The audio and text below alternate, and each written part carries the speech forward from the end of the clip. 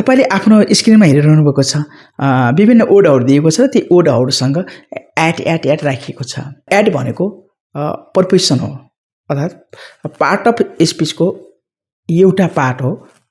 Proposition र एटको बारेमा धेरै प्रपोजिसनहरू छन् र ती मध्ये एटको बारेमा आज हामी डिस्कस गर्छौं है जस्तै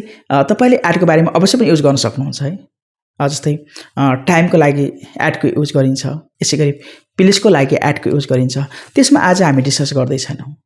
यी ओडहरू छन् कुनै ओडहरू यस्ता ओडहरू छन् जसले एटलाई लिएर आउँछन् एटसँगै आउँछन् एटलाई अति मन पराउँछन् एटलाई छोड्नै चाहनन् तिनी एटसँगै बस्न चाहन्छन् है त त्यस्ता ओडहरू छन् यहाँ जस्तै हेर्नुस् कुनै भर्ब छ र कुनै एडजेक्टिभ छन् र ती ओड तपाईले दिइयो भनेदेखि तपाईले ती ओड पछि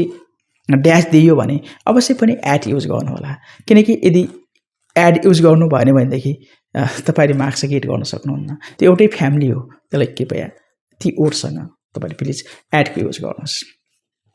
र ओड देख्नु भएको छ अमेज्ड एट को हुन्छ अर्थ हुन्छ चकित या एकदम छक्क पर्नु हामीले भन्छौं नेपालीमा छक्क पर्नु के चाहिँ देखेर अचम्मित हुनु है त्यस्तो ओडको लागि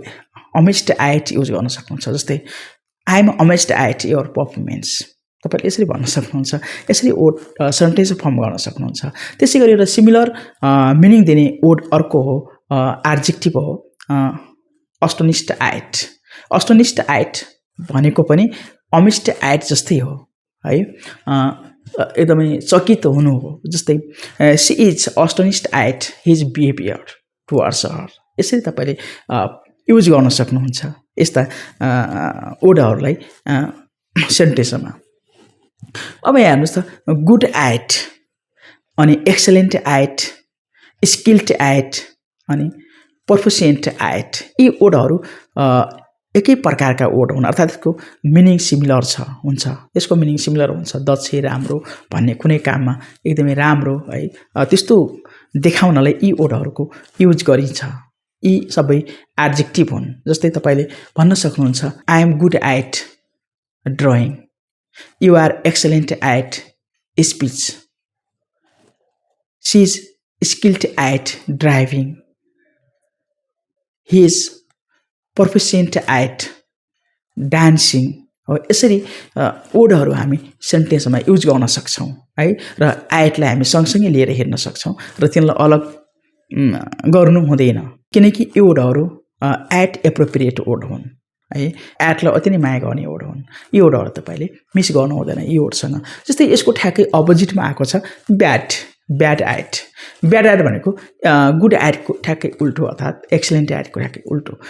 नराम्रो कुनै काममा तपाई नराम्रो हुनुहुन्छ या म नराम्रो छु भनेदेखि तपाईले एट प्रयोग गर्न सक्नुहुन्छ जस्तै I am bad at riding a bike हो यसरी तपाईले प्रयोग गर्न सक्नुहुन्छ सोलोले पनि एट प्रिपोजिसन लिएर आउँछ जस्तै कुनै काम सुस्त गर्नु एकदमै सोलो गर्नु है त काम एकदम ढिला गर्नु के एकदमै बिस्तारै गर्नु सोलो एट है जस्तै सी सोलो एट राइटिङ उनी लेखाइमा के छन् त एकदम सोलो छिन् बिस्तारै लेख्छन् यसो छ अनि यहाँ दुईवटा ओडहरू छन् जस्तै ग्रिफ सँग तपाईले एटको प्रयोग गर्नुपर्ने हुन्छ यसैगरी सक्टसँग एटको प्रयोग गरिन्छ सक्ट एट ग्रिफ एट यिनी लगभग एकदमै सिमिलर मिनिङ हो अर्थ दिने ओडहरू हुन् यिनीहरू दुईवटै ओडहरू एडजेक्टिभ हुन् जस्तै ग्रिफ एट भनेको स्तब्ध अति नै हृदयमा दुःख लाग्यो के त्यस्तो कन्डिसनले तपाईले देखाउनु पर्दा ग्रिफ एट युज गरिन्छ जस्तै I am grief at his death उसको मृत्युप्रति अति नै स्तब्ध छु अति नै दुखी छु हृदयदेखि दुखी छु भनेर त्यस्तो सिचुएसनलाई तपाईले एक्सप्रेस गर्नलाई यो वर्ड युज गरिन्छ जस्तै सक्ट एट भनेको एकदमै आघात पर्नु के एकदमै मनमा चोट लाग्नु कुनै इभेन्ट कुनै चाहिँ यस्तो के घटनाहरूले त्यस्तो तपाईले एक्सप्रेस गर्नलाई सक्ट एट युज गर्नुपर्ने हुन्छ जस्तै she shocked at his behaviour towards her है यसरी हामी सेन्टेन्सहरू बनाउन सक्छौं यसैगरी एउटा वर्ड छ लुक एट भनेको तर्फ हेर्नु जस्तै तपाईले भन्नुहुन्छ लुक एट मी म तर्फ हेर look at the camera I am taking your photo यसरी सेन्टेन्सहरू बनाउन सक्नुहुन्छ तपाईले है त यसै गरी स्टेर आइट र गेज आइट यहाँ देखिरहनु भएको छ। स्टेर आइट र गेज आइट यी ओडहरूको कस्तो सिचुएसन हुन्छ भनेदेखि यो दुईवटै भब हुने, यो तिनवटै भबहरू हुन् है त। यो भबको युज गरिन्छ। यी एडजेक्टिभमा प्रयोग गरिएको थियो, यो एडजेक्टिभ थियो, यिनी भब हुन्। जस्तै तपाईँले भन्छ स्टेर के कसैलाई एक टकले हेर्ने, गेज आइट स्टेर आइट एकदमै एक टकले हेरिराख्नु कि एउटा कन्सटेन्टली हेरिराख्नु, त्यस्तो कन्डिसनलाई चाहिँ यी ओडहरूबाट हामी एक्सप्रेस गर्न सक्छौँ। जस्तै सी सेड नट टु स्टेर आइट हर, यसरी हामी सेन्टेन्स युज गर्न सक्छौँ। गेज आइट त्यही भइहाल्यो। अनि लफ आइट भनेको कसैलाई खिसी गर्नु कि कोहीप्रति हाँस्नु, तपाईँलाई अलिकति फरक तरिकाले हाँसिदिनु कि त्यस्तो ओडलाई के भन्छ लफ आइट भन्छ। जस्तै फर इक्जाम्पल डु यु लफ आइट ड्रङ्कट, के तिमी रक्सी खाने मान्छेप्रति जिस्काएर हाँस्छौ भनेर भनिन्छ। त्यस्तो ओडहरू हामी यसरी युज गर्न सक्छौँ। होपलेस आइट भनेको छ। होपलेस आइट भनेको कसो भनेदेखि एकदमै निराश हुनु कि केही कामप्रति एकदमै है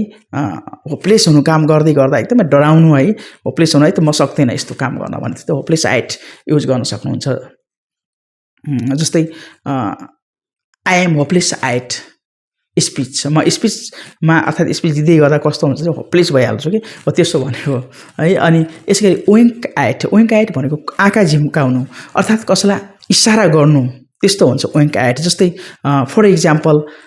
he wink at her and they left their classroom, यसरी हामी सेन्टेन्समा युज गर्न सक्छौँ। तपाईँ आजको टपिक अति नै इम्पोर्टेन्ट जस्तो मलाई लाग्यो। यो टपिक तपाईँलाई कस्तो लाग्यो? यदि तपाईँलाई grammatical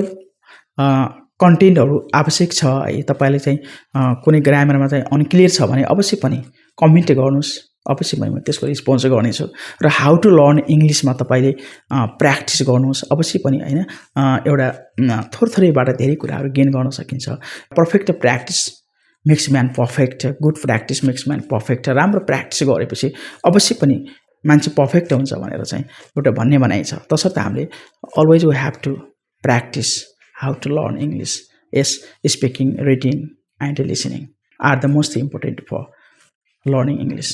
Thank you for watching the video. Thank you.